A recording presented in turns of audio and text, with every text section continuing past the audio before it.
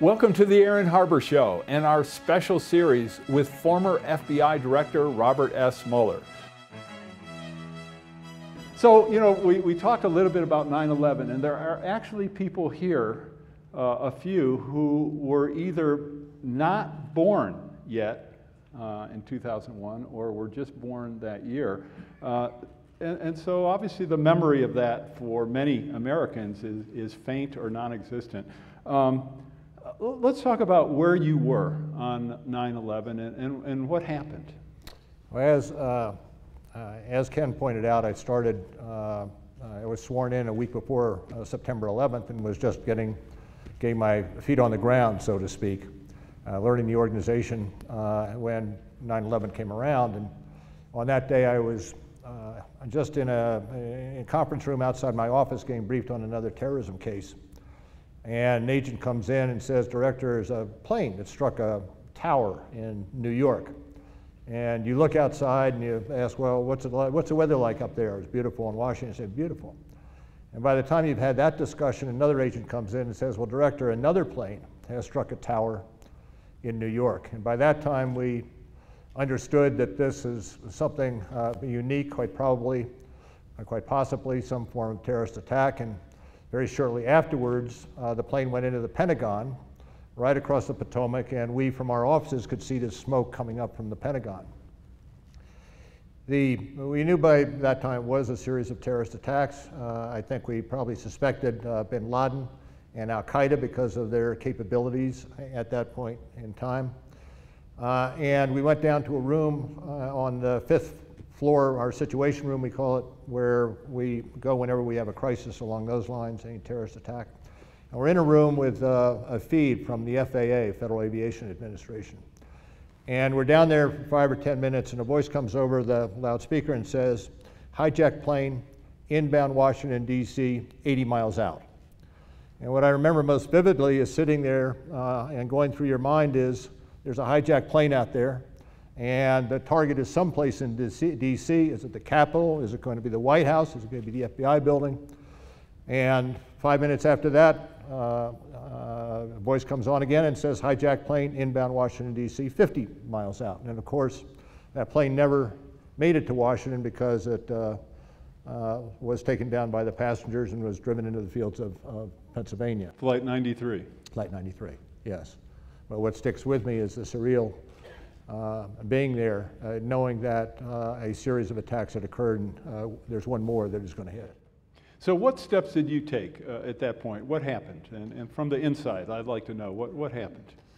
Well, first of all, I was brand new. So one of the things I knew and understood is I had to get out of the way and let the FBI do what the FBI does best. They didn't need me meddling after a week on the job. One anecdote, I called into the FBI headquarters maybe a day or two after September 11th at night, and I call in, get the FBI operator, and she says, "FBI." I say, "This is Bob Mueller." She says, "Who?" I said, "The new director." She says, "Oh, okay." And I went on to say, "Well, I want to know who is in charge," and I think I said situation room. And she pauses for a second. She says, "Well, you want to know who's in charge?" I said, "Yes." She says, "Well, you're in charge, Director." And, I saw the daylight. You talked about constitutional rights. I'd like you to because that's certainly an area you have great expertise. I'd like to hear more about the balance in terms of information being collected by the government and the decision in terms of what the government wants or what different government agencies want and what they truly need. I'd like you to make that distinction and reference Edward Snowden. Certainly what Snowden did, I know when I had General Michael Hayden on the show and we've had others heading up the NSA or the CIA, a lot of concern, great concern about some of the information released. But at the same time, Snowden certainly revealed to the American people what many of the activities of the American government were that I think a lot of Americans were disturbed by.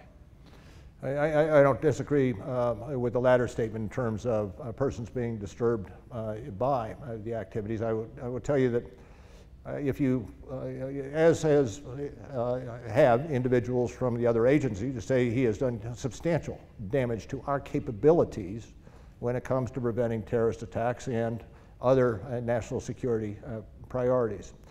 But if you look at the one aspect that was brought out early on was what they call the 215 issue, and that is the accumulation of metadata as to who called who when, and in one database readily searchable. And in the wake of September 11th, the 9/11 report came out and said there was a gap. We perhaps could have stopped September 11th if we had had that kind of database. And I give you an example of the position I'd be sitting in, and if you take the Boston Marathon bombing.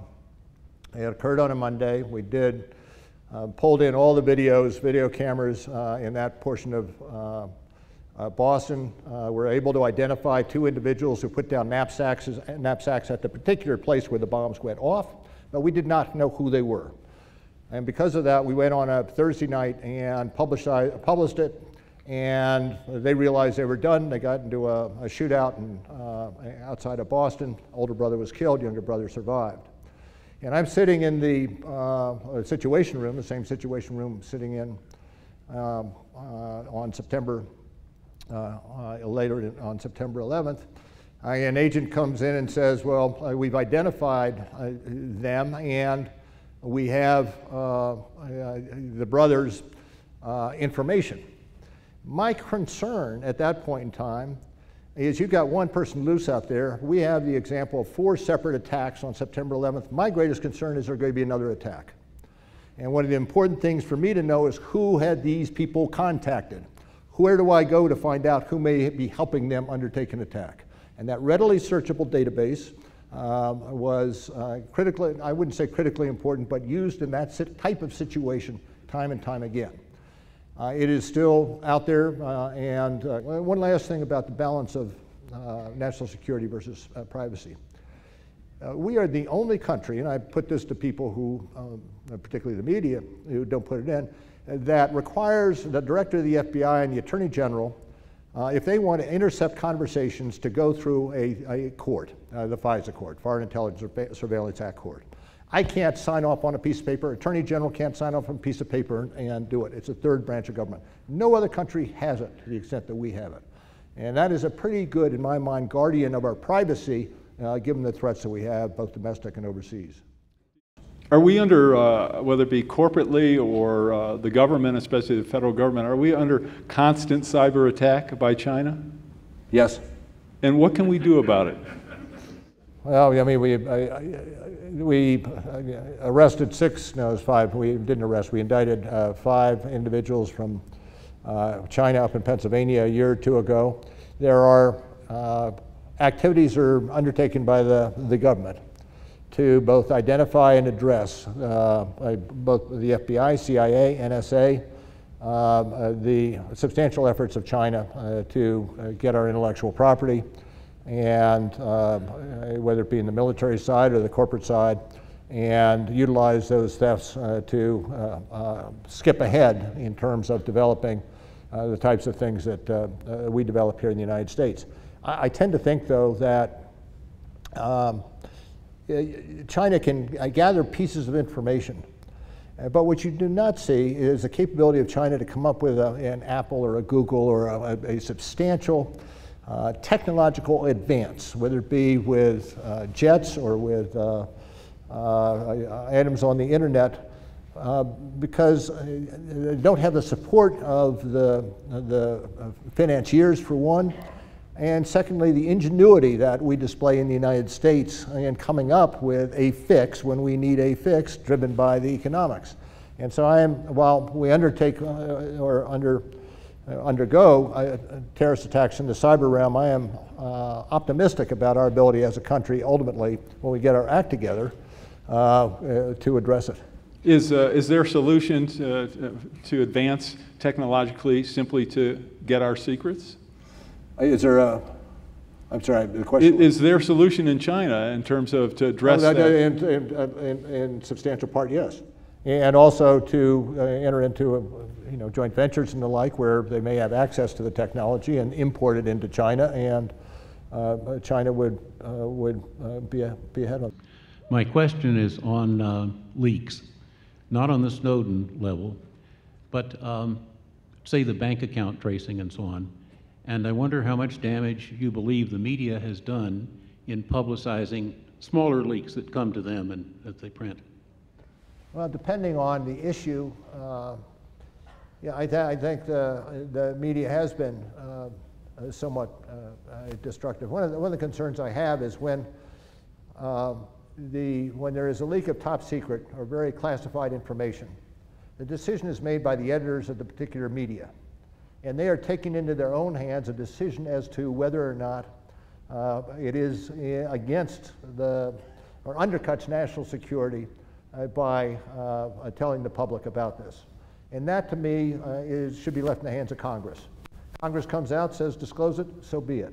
But the decision by the media to make something public upon occasion does substantial damage, and the decision is being made by one or two individuals in the media as opposed to by others in our democracy who are, one would say, perhaps better informed, but also much more cognizant of the damage that would be done by leaking a particular aspect of our defenses.